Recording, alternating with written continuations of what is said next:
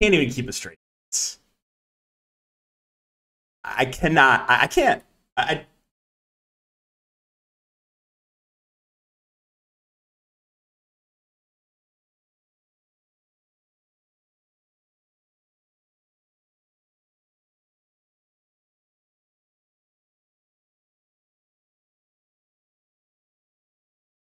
Right? Like, is that too much to ask for? Is it? Is that too much to ask for nowadays? I guess it's too much to ask for one slate.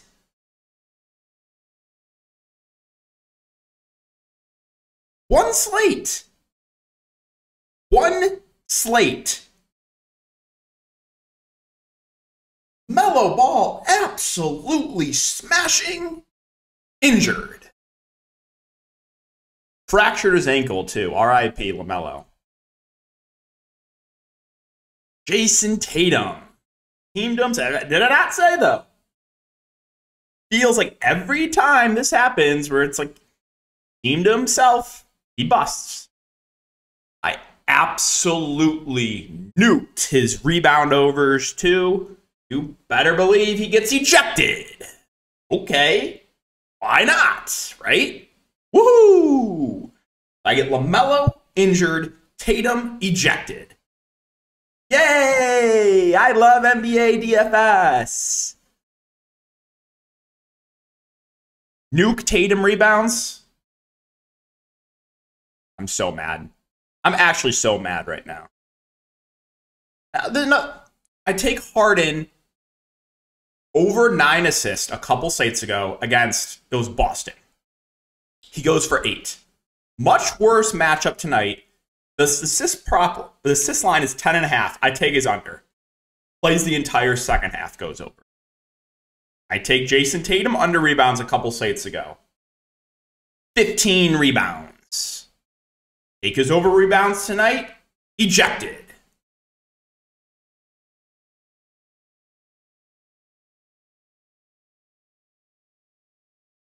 Like, how can any sane person, I'm legit, how can any sane person play NBA DFS every night? How? I think I've made it very clear that I'm crazy. I'm more than a little bit crazy for doing this every single day. But again, you guys are too. Ejection, injury. Well, what next? What's going to happen tomorrow? Right? Make a movie out of this. Someone can direct the struggles of the NBA DFS players on a night in, night out basis, right? I think that movie would do really well.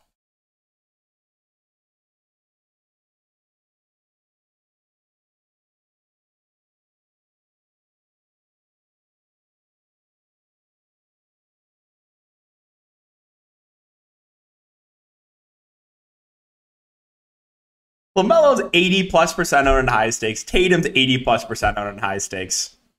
It just...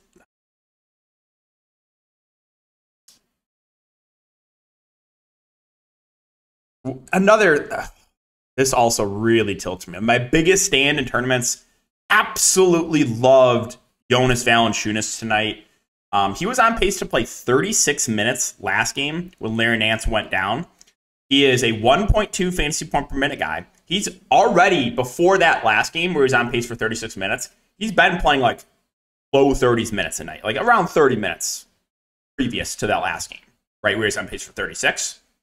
Good matchup against the Magic. No one's playing JV. Flat bet. Like, I love JV tonight. Plays 22 minutes. Close with Jackson Hayes. Might add, let me bring this up.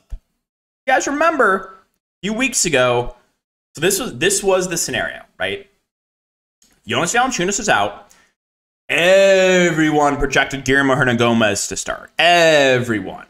He did not start. It was Larry Nance. So, What did I do? I pivoted off Hernan Gomez. So I made the argument. I said, I think there's a chance that Hernan Gomez gets a DNP, right? I think there's a chance they play Jackson Hayes over Guillermo Hernan Gomez. And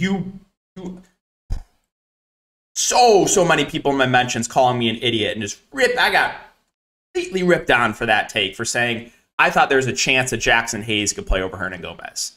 And you want to know what happened that night? Pivoted off Hernan Gomez. The game blew out. Hernan Gomez went for 50 fantasy points. It's like, why? And everyone projected Hernan Gomez to play tonight. They go to Jackson Hayes. Hernan Gomez DNP. Hernan Gomez was a DNP tonight. And I made that argument a couple weeks ago, and everyone reacted to me. Now, okay. In my personal opinion, I thought it was the same scenario, right? The starting, okay, just take out like Nance JV, the starting Pelican center, right? One game it was Nance, one game it was JV. The whole point is, I thought Hayes would have played over Hernan Gomez. It did not happen 2 weeks ago. It happened tonight, right? That was my whole argument. Then there's another thing where people were like, oh, it's not the same thing. I'm just like, you know what? I'm not an argument guy. I don't like getting an argument. It's just like, it's not worth it, right? There's a lot of people that love it, though. And you guys know what I'm talking about. Live for it. Like, yeah, I got to get on Twitter and we'll get in some arguments, man. Like, they live for that. So I don't care. So, like, it happened a couple weeks ago, and I was just like, I had an argument, kind of a back and forth with someone about Rui. I thought Rui was bad. He thought Rui was good. I didn't think Kendrick Nunn was, like, awful. I thought he was a decent defender. He thought he was an awful defender. And, like, we were just, like, going back and forth, like, sharing stats with each other. And, like, next thing you know, it's been, like, 2 hours. I thought about that, like, 30 minutes after that. Why did I just waste 2 hours of my time? It's not worth it. The same thing tonight. Like, trying to get under my skin. Oh, it's not the same thing. I'm like, all right. Like, okay, you win, man. You win. If you disagree with me, so be it. I'm not your argument, bro. I don't, like, live off, like, so I got to get my daily dose in on Twitter, right? No, I don't. What I care about is winning money and winning other people money.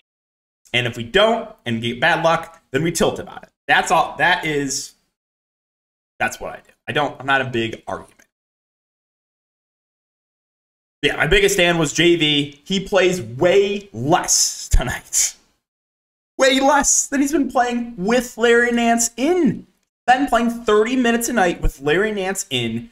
Larry Nance out tonight. You mean it's like 22 minutes? 22. I also hammered his over prize picks. Just like put the clown paint on me, right? Just a complete L. Just hand me that meme of like just hand me the big L. I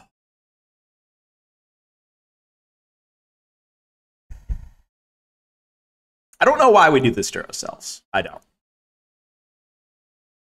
know. That's all I got. Is there anything else? I'm trying to think. I think that's it. Oh yeah, no. I did not click max price Jimmy Butler tonight. He's been playing like low 30s minutes in an awful match. Did not do that. And he smashed. Grads to the 2% of people that played Jimmy Butler. I wasn't even considering him tonight, to be honest. So grads to them. And I'm ready to move on. I just want a normal slate.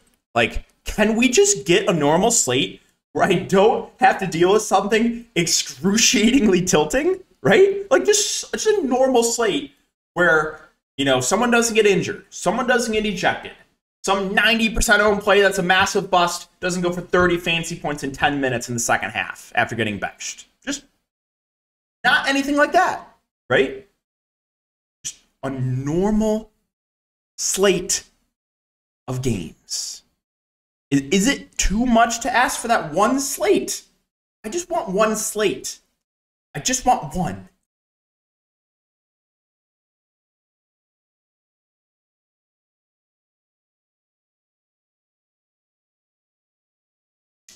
All right, before we get into the video, if you guys are looking for more in-depth content, you can always check out my Patreon link down below. Prize Picks, they're the sponsor. I took a massive L tonight in Prize Picks, but if you guys are a first-time user, you can use that code DKDFS for 100% match up to $100. I'll have it linked down below. And yeah, let's get into this slate. So start off with Chicago and Toronto. Chicago, tough matchup here. Nothing really standing out. I think if I was to play one of the top end guys, it would be DeRozan. If you're into the revenge game narrative, it is a revenge game for DeMar DeRozan. He's 7.7K. Probably my favorite of the big three. I don't think I can get to anyone else. Patrick Williams moved to the bench. They started Caruso and Pat Beverly. I think both are reasonable values. I mean, back-to-back games of blowouts. So if you want to look at 3-5, 3-5 Caruso or 3-3 Pat Beverly, you can. Drummond most likely gets the backup 5. There's still like some DNP risk, but he's a good point per minute guy if you want to take a shot at him in large field tournaments. Toronto, they're now fully healthy. Fred VanVleet's back. I want to see what the starting lineup is, though. I'm curious, do they move like Gary Trent or OG to the bench, or does Pirtle move back to the bench? In my opinion, Pirtle should be starting for this team. But that's just me. So if Pirtle starts at 6'1", I like him. I think he plays around 30 minutes. He's a good point per minute guy. So I think he would be a good play if he starts. If he comes to the bench, probably can't do it. Siakam and VanVleet, I mean, they're going to play a ton, but they're already priced up. Scotty Barnes, that guy really pisses me off. I'm just saying that right now. Gary Trent, OG, fully healthy team. I think there's probably going to be better plays in the mid-range. Let's move on to the Lakers and the Grizzlies. So this one, unfortunately, the Lakers look really good here. No LeBron. D'Lo is doubtful.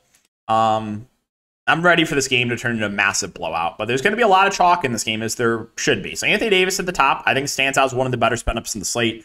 No LeBron, no D'Lo. Should play 38-ish minutes in competitive game. I think he looks great. I think Dennis Schroeder looks phenomenal. Should start at the point. Should play mid-30s minutes. Should be the number 2 offensively behind AD. He looks great. You're going to get more usage from Malik Beasley, who played 34 minutes last game. I really like him.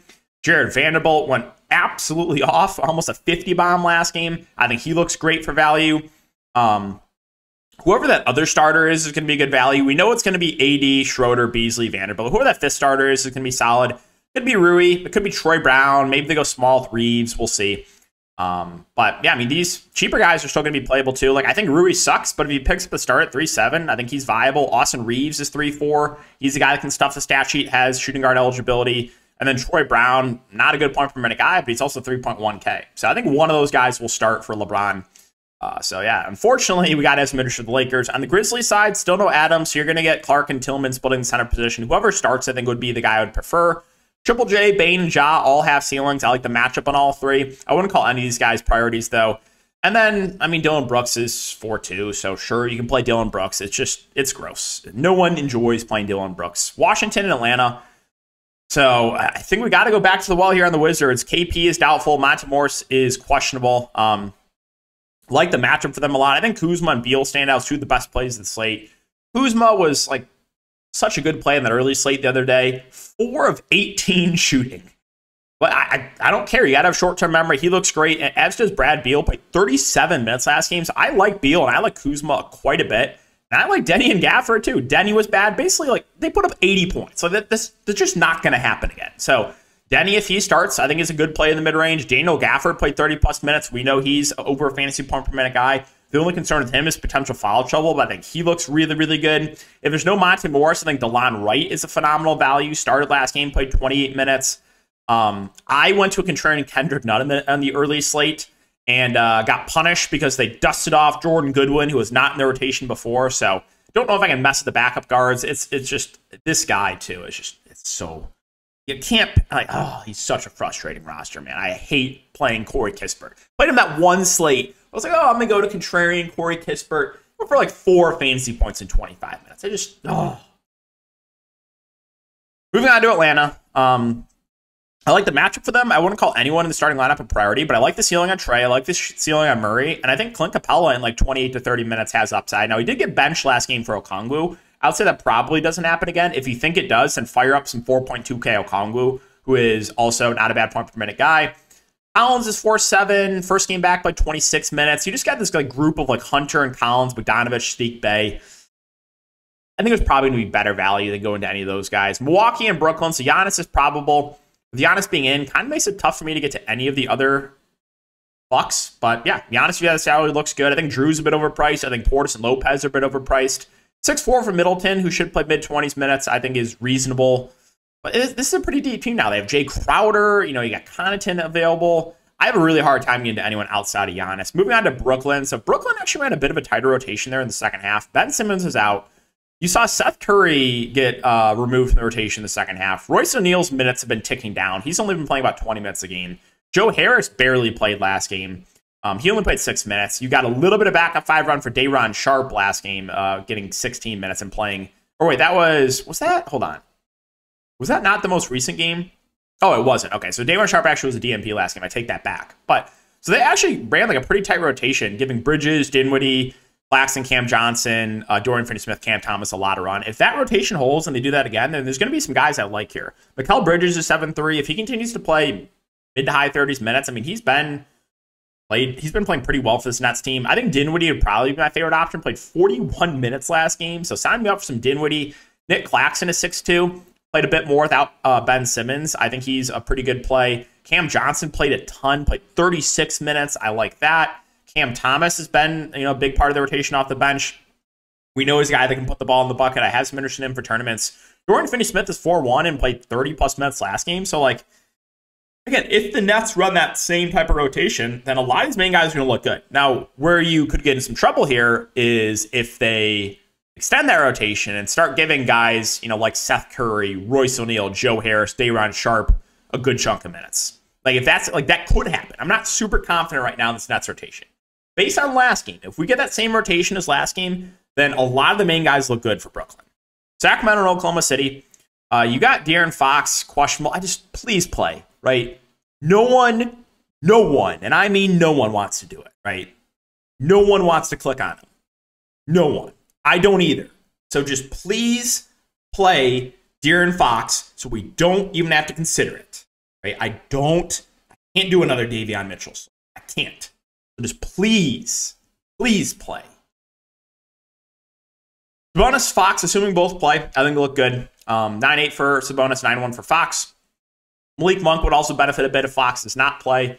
He's a good point per minute guy that if he finds his way in more minutes could smash. The wings, Herter, Barnes, Murray, all just reasonable. The price points have come down a bit on them. 4-8 for Herter. His minutes have also ticked down though. 4-6 for Harrison Barnes. He's been consistently playing low 30s minutes. And then 4-4 for Keegan Murray. So, if you get 30-plus minutes again from Murray and Barnes, sure. But usually what happens here is whichever of these wings is playing the worst usually gets benched. And it's kind of hard to predict. It's been Herter the last couple of games, but it could very easily be Keegan Murray. And then, if Fox is out, David Mitchell most likely starts, but he has been awful. He's been awful. And then Terrence Davis, I think, would play some too. If you want to consider a contrarian 3.7K Terrence Davis, if Fox doesn't play, I don't think that's the worst idea because he's actually a good point per minute guy. Thunder, no Shea. Can we just get a normal Giddey performance without Shea? I still like him a lot here. He's still going to be the go-to guy offensively. Guy that can stuff the stat sheet and like the matchup. So, Giddey, Jalen Williams is 6K. He's going to get a lot of shots up. I think he's a fair option. Lou Dort is 5K. He should play 30-ish minutes. I think he's a pretty good play. You couldn't raise his price. You couldn't raise his price.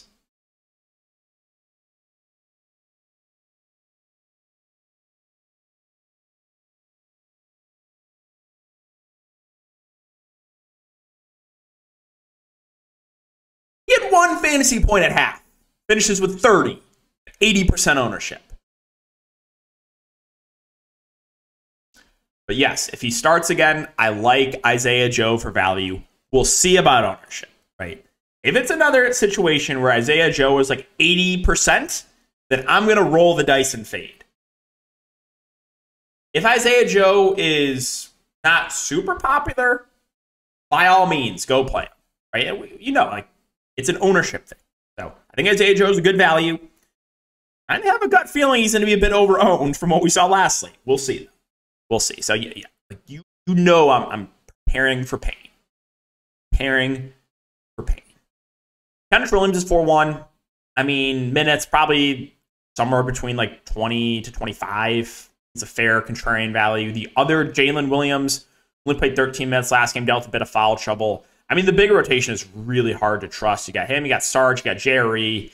I just never know what's going to happen. You never know with the Thunder. Moving on to Denver. So phenomenal matchup here for Denver. The only question is, can this game stay competitive? But yeah, I think Jokic looks great. Jamal Murray, questionable. If he does not play, then you're going to get either Bruce Brown or Reggie Jackson in the starting lineup. My guess is Bruce Brown, but I want Jamal Murray to play. I've lost so much money playing Bruce Brown in this spot where he starts and then it's just awful. But whoever starts at the point if Jamal Murray's out is going to be a good play, whether it be Bruce Brown or whether it be Reggie Jackson. Aaron Gordon, 7-1. Don't love the price point. MPJ's 5-7. Like, those guys look a little bit better if Jamal Murray's out. I don't think I can get to anyone else, though, on this team. So let's move on to Houston. Well, we got Jalen Green back. We don't know the status of KPJ, so Şengün, I mean, he's gotten benched the last couple of slates. He's viable in tournaments. If KPJ plays too, then you should get Paige Martin moving to the bench and then get the starting lineup of KPJ, Jalen Green. Oh, wait. The starting lineup, if KPJ plays, the starting lineup I think would be KPJ, Green, KJ Martin, Jabari Smith, Şengün, right? I'm not going crazy there? Yeah, okay. Okay. So that's what I think the starting lineup will be if KPJ plays. But yeah, if KPJ and Jalen Green are both in, I mean, if there's no limits on them, then I do have some interest. So we'll try to monitor the situation to see if there's any sort of limit on either of them. But it really takes a lot of the value out of play if both guys are in. But we already know Jalen Green's, but if KPJ's in too, Jabari Smith and KJ Martin will look a bit worse too. So if KPJ's in, not a ton that I love in Houston. Indiana, Dallas, Halliburton's 9-3. I think he's a fair spend up. Miles Turner's 7-4. My guy that does have a ceiling. Both are like fair plays. I wouldn't call it either priority. Buddy Hield's always just the guy that like has a ceiling, can knock down his shots. Mathurin should play decent minutes off the bench. He's playable in tournaments. Aaron Naismith is 4-2. Most likely plays 25 to 30 minutes. Did get in some foul trouble last game. Only played 20 minutes. Tice is getting the backup 5 run. I mean, he's not a bad point per minute guy, but don't think it's necessary on this slate. Moving on to Dallas. Luka's 12K. I think he's a okay spend up. Kyrie's 9-9. But I won't, again, with Kyrie there, just like at these price points, Christian Wood, I have no idea what the minutes going to look like for him. If he continues to play like 20-ish, it's hard to get to him. But if you get a game where he plays like close to that 30, he could break the slate. Hardaway moved back to the bench. His minutes went down. Josh Green, Reggie Bullock, like it's pretty gross. It might have Max Kleba back too. They started Justin Holiday last game. I don't know if I want to mess with the low usage 3-and-D wings that Dallas have. San Antonio and Utah. So you ready to run this back? You ready to run back, jamming in Utah starters and them all combining for 20 fantasy points at half? I know I am.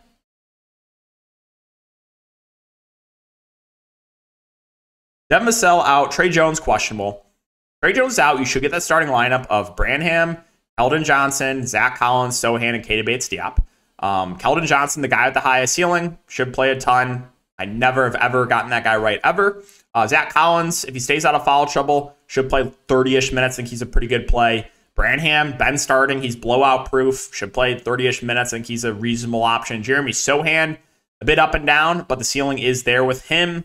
Bates-Diop, if he starts, I think is a fair value play. It's just not exciting, but yeah, he's going to play around 30 minutes. And then Devontae Graham would look a bit better if there's no Trey Jones, a guy that is a good point per minute guy. Probably plays 25 to 30 minutes and would have some interest in for tournaments. I'll mention Charles Bassey, and he's playing the backup 5. He's a good point per minute guy, but again, just a tournament play on the Utah side. So now we got no Clarkson too. That game tilts me so much. I hated everything about that game. I was so mad, but Utah looks really good again. Lauri Markkanen, yeah, I mean, he went for 35 fantasy points last game, but I still really like the matchup from him. You got to have short-term memory. I like Walker Kessler. For some reason, he only played 12 first half minutes. Like, what are we doing? What on earth are we doing? Just play your rookie minutes, right? It's like with the Rockets, too. The Rockets have nothing to play for. The Jazz are not trying to make the playoffs this year. They have nothing to play for. Why? Coaches are so dumb, right? It's like, why do not play your young players when we have nothing to play for? Again, if I was the coach of the Houston Rockets, if I was Steven Silas, I would be playing Şengün like 38 minutes a night with KPJ and Jalen Green and Jabari Smith. I would be giving a lot of run to Tari Eason. Like, what do you have to lose? I don't understand. Like, why did Walker Kessler play 12 first half minutes last game? Why? It doesn't make any sense. Like, I understand if this is a team trying to make a run or trying to make the playoffs. The Jazz do not want to make the playoffs. Right? Like, it would make sense if, like, your rookie is struggling that they get benched if you're trying to actually win games. I just... THT got massive foul trouble last game to bail out the faders, but I think he's a really good play, assuming he starts again. Halio Linux, 5'6". I think he should play 30-ish minutes. I think he's a fair option. I think you're going to get one of Ochai Agbaji or Chris Dunn in the starting lineup. Dunn's not a bad point per minute guy. He had a great game last game. You can't expect that again, but he is a guy that can stuff the stat sheet. And I was kind of surprised. Like, I liked Chris Dunn when he's on the Bulls. So, like, I didn't understand why he was out of the league for a few years. I always thought Chris Dunn was going to be a decent NBA player. I was just really surprised that it never really worked out for him. I don't know. Maybe that's a hot take, but I still think Chris Dunn's, like, not a bad player. Maybe it's a hot take. I don't know. I think, like, solid defender. Like, decent. Like, I don't know. He's okay. It shocked me that he was out of the league for a few years. Ochai Agbaji, awful point per minute guy, but he's getting a lot of run right now and has a nice eligibility. I don't think I could stomach Fettuccine Alfredo or the dust of Rudy Gay or whichever center gets the backup run between Damian Jones and Udoka Azubuike. Like, no. Minnesota and the Clippers, yes, I'm still full tilted about 5 of 19 shooting for Anthony Edwards when I play him. But a guy that has a ceiling, I don't think anyone will play him after last slate. Rudy Gobert should start, should play 30-ish minutes. Fair play. Conley, Slow-Mo, McDaniels, they're fine filler plays. Conley should play about 30 minutes. Slow-Mo most likely sees 25 to 30. You do have Taurean Prince back, though, so his minutes a little bit more in question. I don't hate a 3.2K Taurean Prince. Naz Reid obviously went crazy last game, but with Rudy Gobert back, kind of hard for me to go back to the well there. On the Clippers side, they're fully healthy outside of Zubac, who's questionable. If Zubac misses, I think there's opportunity for Plumlee to play more. No guarantee, though, because this team has gone small. Back-to-back games against Sacramento and against Denver. But if you just get that game where Mason Plumlee plays like 30-plus minutes, he could have a really, really good game. I don't know if I can get to 9-2 Kawhi or 8-3 Paul George. I mean, Westbrook smashed in 3 quarters and never came back in. But if you get the game where Westbrook plays like 30-plus minutes, yeah, you can have a really good game there. Paul's 5-3. Man, Gordon, Morris, they'll be in the rotation. I mean, Marcus Morris is awful. But why are they playing him so much? Why don't they play Nick Batum? If you think they go small, fire up some 3.4K Nick Batum who would benefit. Finally, Portland and Golden State. I mean, Dame is unreal. 71 points last game, real points, 93 fantasy points. It's a good matchup. There is some blowout risk, but the upside is massive on Dame. Jeremy Grant should be the number 2 offensively, but he really didn't do anything last game because Dame just did everything. Nurkic, I believe, will still be out. You'll get Eubanks and Watford splitting the center minutes. I don't think it's fully necessary to get to either. Watford's 3-3, though, so sure, if you want to take a shot at him. And then this group of Reddish, Sharp, Little, and Thibault will round out the rotation. I think the ceiling's the highest on Reddish. If he can knock down his shots, he's probably my favorite. If you want to take a shot in Sharp off the bench, sure, but he only played 13 minutes last game. Nasir Little moved back to the bench, only played 20 minutes. And then Matisse Thybulle started and played 36 minutes. So Thybulle and Reddish would probably be my favorite of the values. And on the Golden State side, you got Draymond Green, probable. Wiggins and Steph still out. Poole, Klay Thompson.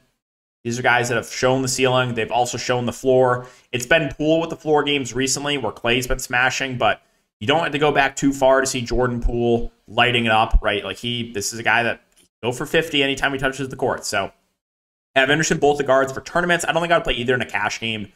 Draymond's back, so you should get one of Looney or Kuminga moving back to the bench.